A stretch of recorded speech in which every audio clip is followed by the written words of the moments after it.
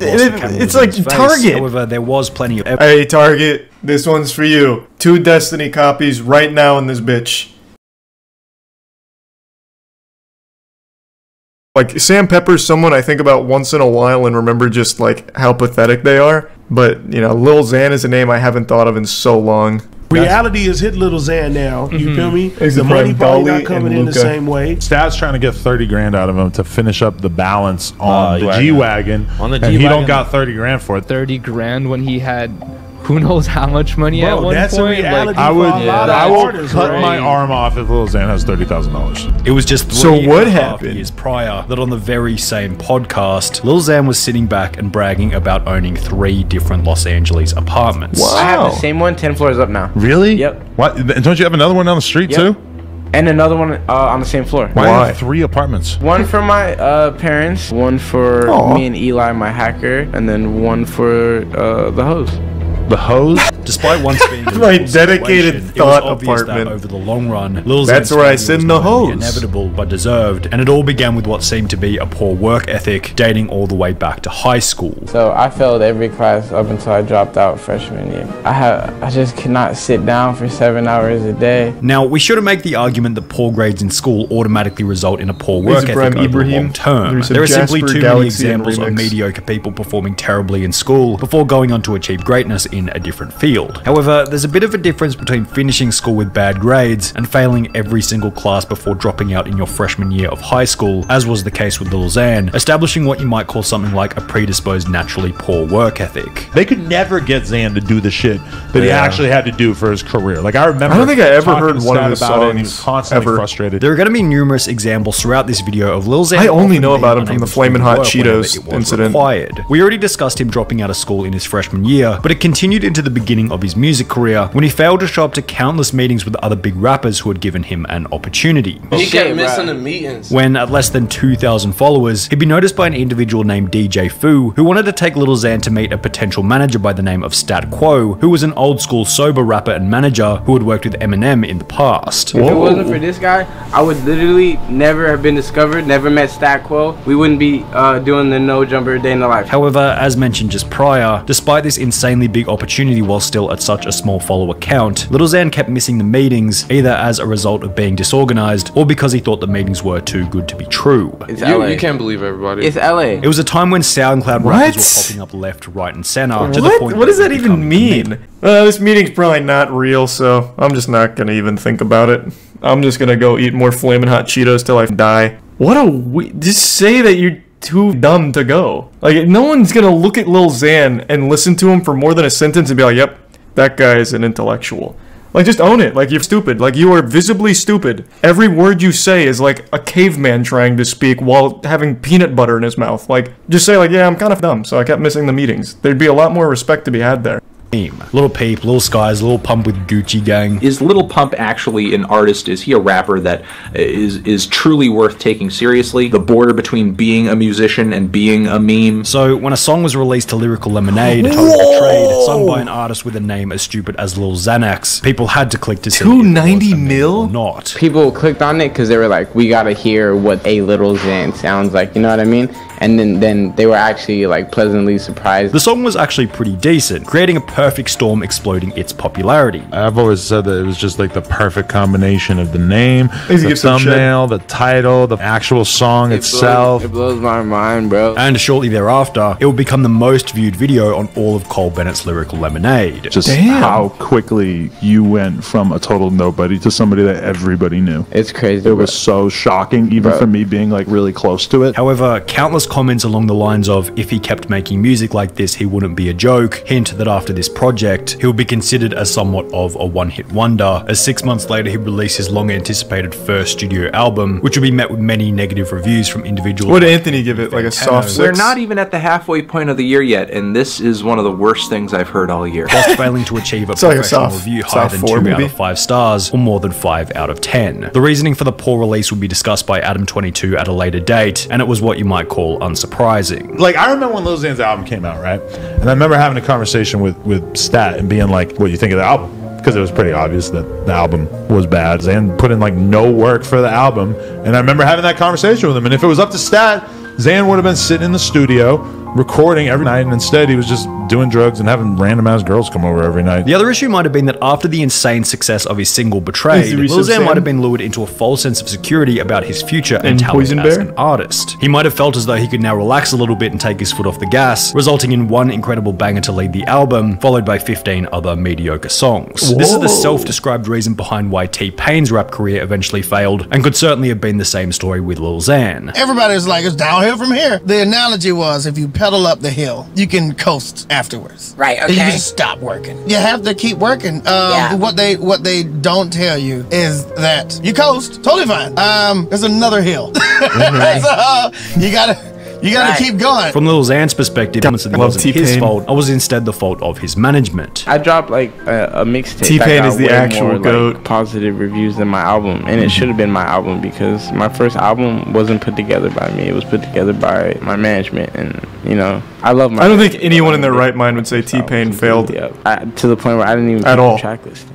Or like what's man's got like going on. 10 chart toppers. However, this just revealed another one of Lil Xan's flaws, a lack of personal responsibility. Now, we don't know whose fault it was that the first album flopped, but in reality it's usually a mix of both parties and is rarely the fault of one person or another. However, Lil Xan is the artist. If you release something publicly under your name and it sucks, you unfortunately have to own the failure. Plus, most of the time, even if it wasn't your fault, people like you way more when you just say, yeah, it was my fault, because it displays humility and the desire to improve. Anyway, despite his first album being a bit of a flop, Lil Xan was still able to maintain his popularity after the initial blow-up, because when you look past the dopey personality, minor victim complex, and actually watch him on one of these podcasts, he's a surprisingly likable dude. He's not an arrogant douchebag like, for example, Lil Pump, and generally speaking, he's honest and transparent about the good and bad in his life. Talk about anything, like, if you ask me anything, I'll be like, yeah. Like. His stupid stories about having multiple threesomes in the space of a week make him entertaining to watch and listen to, making him somewhat of a celebrity as a rapper. All the interviews with Lil He's able to talk about that without being douchey? As much as damn near some of my music videos, you know what I mean? Right now, at this moment in my career, I'm more of a celebrity than a rapper.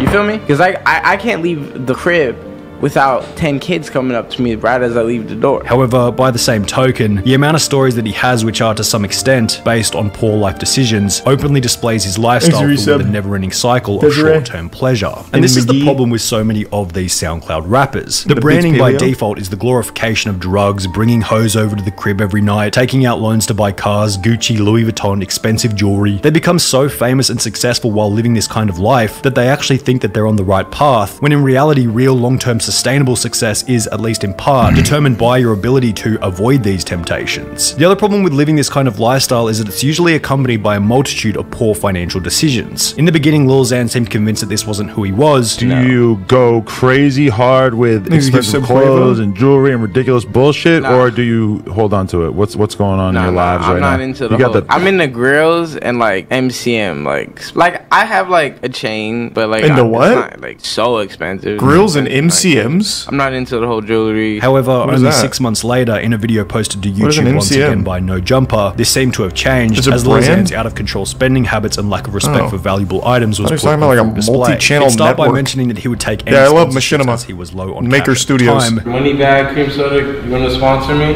Do it. I will take any endorsements. I'm broke. However, he'd then go on to talk about and reenact himself smashing his TV. I got so mad. I literally walked up in this the other day. I took this skateboard and I was like, then I'm like, I'm mad. Laugh about ruining a $1,200 hoodie after leaving it on the floor. So everything's on the floor. Expensive hoodies, $1,200 on the drain. And then go on to purchase 2 copies of the game Destiny with the goal of showing the store some love. And honestly, what copies of Destiny? Like, dude, let's play some else, you know? Now you could probably make the argument that this was just Lil Xan spending big walls of candles it's like in his face. Target. However, there was plenty of Hey Target, this one's for you. 2 Destiny copies right now in this bitch.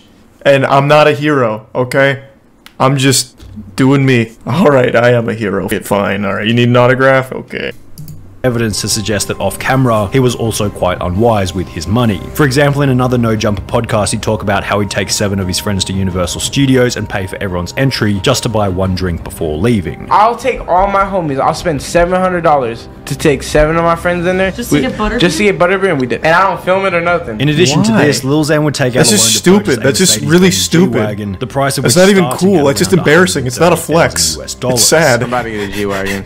Nice. My favorite car, dream car. Now, if we ignore the fact that Lil Xan would go on to key his own car whilst angry at a later date, I just did this to my car. Why? What the I just bought it. Key all the way. the levels of stupidity for this purchase go pretty deep. What Taking the out a loan to buy a car, moron. Taking out a loan to buy a luxury car just to flex on social media, double moron. Taking out a loan to buy a luxury car just to flex on social media whilst working in a creative profession where you could fall off at any moment, triple moron. Yo, welcome to Darth Vader. This is my new whip. She's like a 9 out of 10. She ain't like a 10.